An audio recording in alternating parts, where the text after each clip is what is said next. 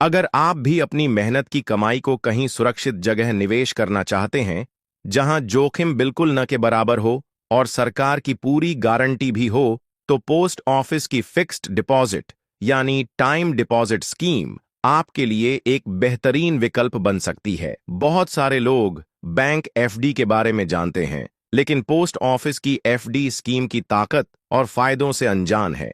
आज हम इसी पोस्ट ऑफिस फिक्स्ड डिपॉजिट योजना को आसान भाषा में पूरी विस्तार से समझेंगे। इसमें हम आपको बताएंगे कि यह स्कीम कैसे काम करती है, कितनी ब्याज दर मिलती है, टैक्स पर क्या छूट है, पैसे जमा करने की अवधि क्या है, मैच्योरिटी से पहले पैसा निकालने पर क्या होगा, और अगर आप इसमें 1 लाख से लेकर 20 लाख तक इन्वेस्ट करें तो कितना ब्याज मिलेगा। साथ ही ये भी समझेंगे कि इस स्कीम के फायदे और नुकसान क्या हैं, ताकि आप अपने फैसले को और भी समझदारी से ले सकें। सबसे पहले बात करते हैं कि आखिर post office fixed deposit scheme है क्या। Post office time deposit scheme, जिसे लोग एफडी भी कहते हैं, एक ऐसी बचत योजना है जिसमें आप एक निश्चित समय के लिए एक मुश्त राशि निवेश करते हैं और उस राशि पर आपको तय ब्याज दर मिलती है। यह स्कीम पूरे भारत के सभी पोस्ट ऑफिस में उपलब्ध है और इसे भारत सरकार की गारंटी प्राप्त है। इस स्कीम को निवेशक अपनी जरूरत के अनुसार 1 साल, 2 साल, 3 साल या 5 साल के लिए चुन सकते हैं। इन सभी अवधि के लिए ब्याज दरें अलग अलग होती हैं और समय समय पर सरकार द्वारा इनमें बदलाव भी किया जाता है। पोस्ट ऑफिस फिक्स्ड डिपॉजिट की ब्याज दरें फिलहाल इस प्रकार हैं: 1 साल के लिए 6.9%, 2 साल के लिए 7%, 3 साल के लिए 7.1% और 5 साल के लिए 7.5% सालाना। ये ब्याज दरें हर 3 महीने में सरकार द्वारा समीक्षा की जाती है, यानी तिमाही आधार पर इन्हें बदला जा सकता है। लेकिन अगर आपने एक बार फिक्स्ड डिपॉजिट करा लिया है, तो आपके उस खाते पर पूरी अवधि के लिए वही ब्याज दर लागू रहेगी जो आपने खाते खोलते समय पाई थी। मतलब, अगर आपने 5 साल के एफडी पर 7.5% ब्याज दर पर निवेश किया, तो आपको 5 साल तक उसी दर से ब्याज मिलेगा, चाहे बीच में ब्याज दर कम हो जाए या बढ़ जाए। अब सवाल उठता है कि पोस्ट ऑफिस फिक्स डिपॉजिट में कौन कौन निवेश कर सकता है। इसका जवाब सीधा है: कोई भी भारतीय नागरिक जो 18 वर्ष से अधिक आयु का है, इस स्कीम में निवेश कर सकता है। आप इसे अपने नाम पर, किसी और के साथ, जॉइंट नाम पर या किसी नाबालिग के नाम पर भी खोल सकते हैं। नाबालिग के नाम पर खाता उसके अभिभावक द्वारा खोला जा सकता है और जब वह बालिग हो जाता है तो खाता उसके नाम ट्रांसफर किया जा सकता है। इसके अलावा अगर आप पहले से ही पोस्ट ऑफिस में कोई सेविंग अकाउंट चला रहे हैं, तो एफडी का पैसा उसी अकाउंट से भी ट्रांसफर कर सकते हैं। अब बात करते हैं निवेश की राशि की। पोस्ट ऑफिस एफडी में न्यूनतम 1,000 रुपये से निवेश शुरू किया जा सकता है। अधिकतम राशि की कोई सीमा नहीं है, यानी आप जितना चाहें उतना निवेश कर सकते हैं। जमा की गई राशि एकमुश्त होती है और यह स्कीम जमा की गई राशि पर ही ब्याज देती है। इसमें कंपाउंडिंग सालाना होती है, यानी ब्याज पर भी ब्याज मिलता है।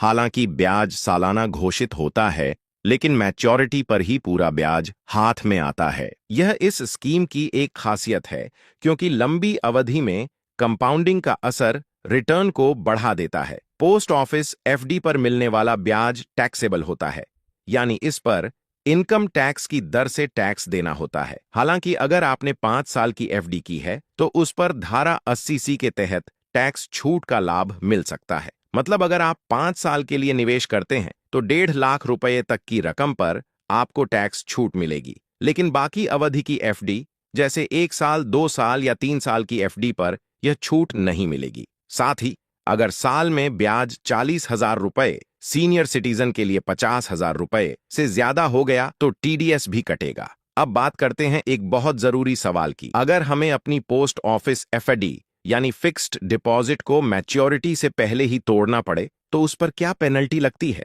देखिए, कई बार ऐसी स्थिति आ जाती है जब पैसों की जरूरत अचानक से पड़ जाती है और हमें मजबूरी में एफडी तोड़नी पड़ती है। लेकिन उससे पहले यह जान लेना बहुत जरूरी है कि इससे क्या नुकसान हो सकता है। सबसे पहले यह समझिए कि पोस्ट ऑफिस एफडी को 6 महीने से पहले नहीं तोड़ा जा सकता। यानी अगर आपने आज एफडी कराई है, तो कम से कम 6 महीने तक आपको उसे वैसे ही रखना होगा। अगर आपको 6 महीने के अंदर ही पैसे की जरूरत पड़ जाए, तो एफडी नहीं टूटेगी। अब आते हैं 6 महीने के बाद की स्थिति पर। अगर आप 6 महीने से ज्यादा लेकिन 1 साल से पहले एफडी तोड़ते हैं तो पोस्ट ऑफिस आपको सेविंग अकाउंट की ब्याज दर के हिसाब से ही इंटरेस्ट देगा। अभी सेविंग अकाउंट की ब्याज दर करीब 4% है, यानी आपने चाहे किसी भी समयावधि की एफडी क्यों ना कराई हो, अगर आपने उसे 1 साल से पहले तोड़ा तो आपको सिर्फ 4% सालाना के हिसाब से ब्याज मिलेगा। अब बात करते हैं अगर आपने एफडी 1 साल से ज्यादा के लिए कराई थी, जैसे 2 साल, 3 साल या 5 साल की एफडी, और आपने उसे बीच में तोड़ दिया तो उस पर एक और पेनल्टी लागू होती है। अगर आप 1 साल के बाद लेकिन 3 साल से पहले एफडी तोड़ते हैं तो आपको ब्याज उस समय के 1 साल की एफडी दर से 1% कम मिलेगा।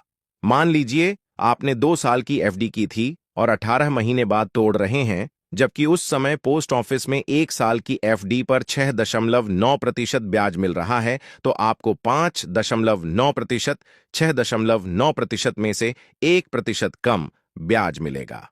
यह नियम 3 साल से कम की सभी एफडी पर लागू होता है। वहीं अगर आपने 3 साल या उससे ज्यादा अवधि की एफडी की है, जैसे 3 साल, 5 साल की एफडी, और आप उसे 3 साल के बाद लेकिन पूरी अवधि से पहले तोड़ते हैं, तो ब्याज की गणना अलग तरीके से होगी। इस स्थिति में आपको उस समय के 2 साल की एफडी दर से 1% कम ब्याज मिलेगा। उदाहरण के लिए, अगर आपने 5 साल की एफडी की थी और उसे 4 साल बाद तोड़ रहे हैं, जबकि उस समय 2 साल की एफडी पर 7% ब्याज मिल रहा है, तो आपको 6% 7% में से 1% कम ब्याज मिलेगा। यहां एक महत्वपूर्ण बात यह है कि पेनल्टी हमेशा 1% की ही कटती है, चाहे एफडी किसी भी अवधि की हो। दूसरी अहम बात यह कि ब्याज की गणना आपकी मूल एफडी अवधि के आधार पर नहीं, बल्कि उस समय पोस्ट ऑफिस में चल रही 1 साल या 2 साल की एफडी दरों के आधार पर होती है। इसका मतलब यह है कि अगर आपने 5 साल की एफडी की है और उसे 3 साल बाद तोड़ते हैं, तो आपको 5 साल की दर नहीं मिलेगी, बल्कि उस समय की 2 साल की दर पर विचार किया जाएगा। इन नियमों को ध्यान में रखते हुए, अगर आपको लगता है कि आपको जल्दी पैसों की जरूरत पड़ सकती है, तो लंबी अवधि की एफडी करने से पहले 2-3 बार सोचें, क्योंकि समय से पहले एफडी तोड़ने पर आपको मिलने वाला ब्याज हमेशा कम होगा। साथ ही याद रखें कि 5 साल पूरे होने पर ही आपको पूरा ब्याज मिल पाएगा, वरना पेनल्टी के साथ ही ब्याज मिलेगा। इसलिए एफडी की अवधि चुनते समय अपनी वित्तीय जरूरतों को अच्छी तरह से समझ लें। इसके अलावा पोस्ट ऑफिस एफडी पर आपको लोन की सुविधा भी मिलती है, यानी आप अपनी एफडी को गिरवी रखकर उस पर लोन ले सकते हैं और वह ब्याज दर काफी कम होती है, जिससे आपको अपनी इमरजेंसी में मदद मिल सकती है। यह खासकर उन लोगों के लिए अच्छा है जो बैंकों से लोन लेने में हिचकते हैं। अब समझते हैं कि अगर कोई अलग अलग राशि से निवेश करता है तो उसे कितना ब्याज मिलेगा और कुल रिटर्न कितना होगा। मान लीजिए कि कोई व्यक्ति 5 साल के लिए फिक्स डिपॉजिट करना चाहते हैं, तो यह जानना जरूरी है कि अभी इसकी ब्याज दर 7.5% सालाना है, जो कि सिंपल इंटरेस्ट के रूप में दी जाती है। यानी आपको 5 साल बाद मूलधन के साथ पूरा ब्याज जोड़कर एक मुश्त अमाउंट मिलेगा। चलिए अब सीधा समझते हैं कि अगर आप 1 लाख से 20 लाख तक की कोई भी राशि 5 साल के लिए जमा करते हैं तो आपको कितना ब्याज मिलेगा और कुल कितना पैसा मैच्योरिटी पर मिलेगा। देखिए, अगर आप 1 लाख रुपए जमा करते हैं तो 7.5% के हिसाब से आपको 44,995 रुपए का ब्याज मिलेगा और 5 साल बाद आपको कुल 1,44,995 रुपए वापस मिलेंगे। अगर आप 2 लाख रुपए जमा करते हैं तो 5 साल में 89,990 रुपए का ब्याज मिलेगा और 5 साल बाद आपको कुल 2,89,990 रुपए मिलेंगे। 3 लाख रुपए जमा करने पर ब्याज 1,34,984 रुपए बनता है और मैच्योरिटी अमाउंट 4,34,984 रुपए होता है। वहीं अगर आप 5 लाख रुपए जमा करते हैं तो आपको 2,24,974 रुपए ब्याज मिलेगा और 5 साल बाद 7,24,974 रुपए मिलेंगे। अगर आप 10 लाख रुपए पोस्ट ऑफिस में जमा करते हैं तो पूरे 5 साल में 4,49,948 रुपए ब्याज मिलेगा और कुल 14,49,948 रुपए मिलेगा। और अगर आप 20 लाख रुपए जमा करते हैं तो ब्याज बनता है 8,99,896 रुपए और मैच्योरिटी पर आपको 28,99,896 रुपये मिलेगा। चलिए अब समझते हैं कि अगर आप 1 साल के लिए पैसे जमा करते हैं तो आपको कितना ब्याज मिलेगा और मैच्योरिटी पर कुल कितना अमाउंट मिलेगा। तो आप यहां स्क्रीन पर देख सकते हैं कि 1 साल के लिए कितनी राशि जमा करने पर कितना इंटरेस्ट मिलेगा और कुल रिटर्न कितना होगा।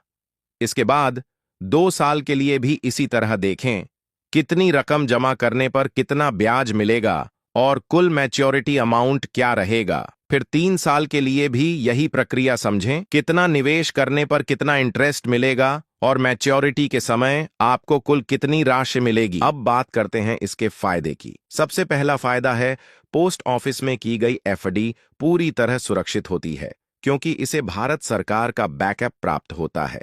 इसमें निवेश किया गया पैसा सरकारी स्कीम के तहत होता है, इसलिए न तो इसमें डिफॉल्ट का डर है और न ही बैंक के डूबने जैसी कोई रिस्क।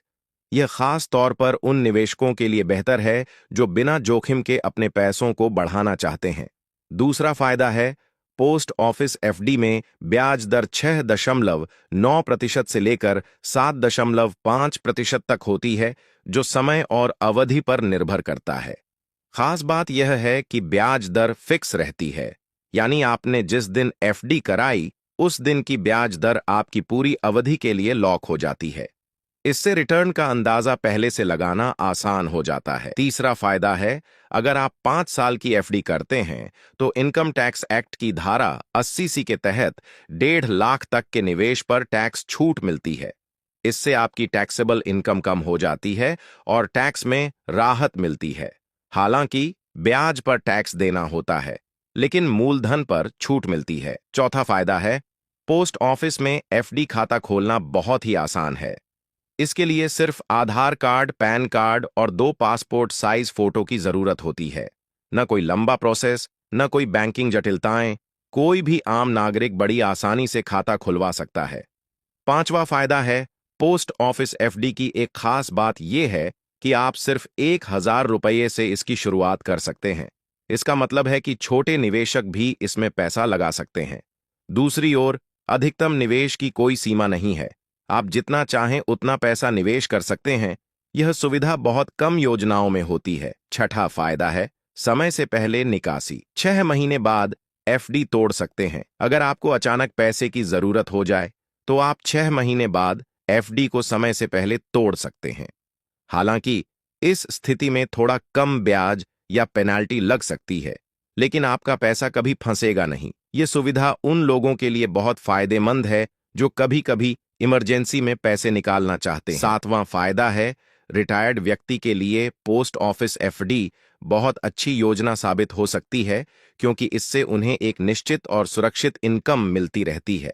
वे मैच्योरिटी पर मिलने वाले ब्याज से हर महीने अपनी जरूरतों को पूरा कर सकते हैं और अपने जीवन को वित्तीय रूप से सुरक्षित बना सकते हैं। लेकिन जहां फायदे हैं, वहां कुछ नुकसान भी हैं। पहला नुकसान यह है, पोस्ट ऑफिस एफडी में मिलने वाली ब्याज दर लगभग 7% से 8% के बीच होती है, लेकिन अगर हम भारत की औसत महंगाई दर की बात करें तो यह लगभग 6% से 6.5% तक जाती है। ऐसे में रियल रिटर्न यानी नेट मुनाफा बहुत ही कम होता है।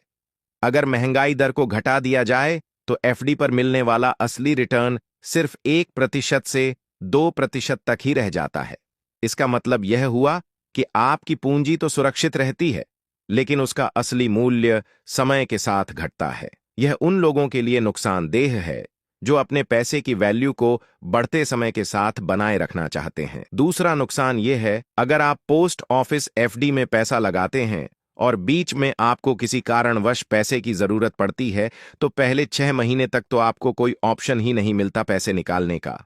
और अगर आप 6 महीने के बाद एफडी तोड़ते भी हैं तो उस पर पेनल्टी लगती है और ब्याज दर भी घटा दी जाती है, यानी आपका रिटर्न कम हो जाता है और इमरजेंसी में भी पैसा निकालने में दिक्कत आती है। ऐसे में एफडी उन लोगों के लिए सही नहीं है जिन्हें फ्लेक्सिबिलिटी की जरूरत होती है। तीसरा नुकसान है, पोस्ट ऑफिस एफडी से मिलने वाला ब्याज टैक्स फ्री नहीं होता।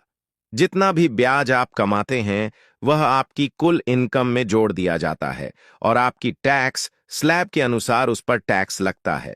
अगर आप 20% या 30% टैक्स ब्रैकेट में आते हैं तो आपको ब्याज का अच्छा खासा हिस्सा सरकार को टैक्स के रूप में देना पड़ सकता है। इससे आपकी नेट इनकम और रिटर्न कम हो जाता है, खासकर उन लोगों के लिए जो पहले से टैक्स स्लैब में आते हैं। चौथा नुकसान यह है, अगर आप एफडी को लॉन्ग टर्म निवेश के रूप में देखते हैं तो यह स्टॉक मार्केट या म्यूचुअल फंड के मुकाबले कम रिटर्न देता है। म्यूचुअल फंड या शेयर बाजार में निवेश करने पर लॉन्ग टर्म में 12% से 15% तक का सालाना रिटर्न मिलने की संभावना होती है, जबकि एफडी में यह सीमित रहता है। इसलिए यदि आप जोखिम उठाने की क्षमता रखते हैं और लॉन्ग टर्म में अच्छे रिटर्न की तलाश में हैं, तो एफडी आपके लिए सबसे बेहतर विकल्प नहीं है। यह उन लोगों के लिए है जो सिर्फ पूंजी की सुरक्षा चाहते हैं, लेकिन पूंजी को बढ़ाना नहीं। अगर आपको यह वीडियो पसंद आया हो तो लाइक जरूर करें और ऐसी ही जानकारी के लिए चैनल को सब्सक्राइब करें और बेल आइकन जरूर दबाएं, ताकि अगली बार जब मैं कोई नया वीडियो डालूं तो उसका नोटिफिकेशन आपको सबसे पहले मिले। आपका एक सब्सक्राइब हमारे लिए मोटिवेशन है और आपके लिए जानकारी का खजाना।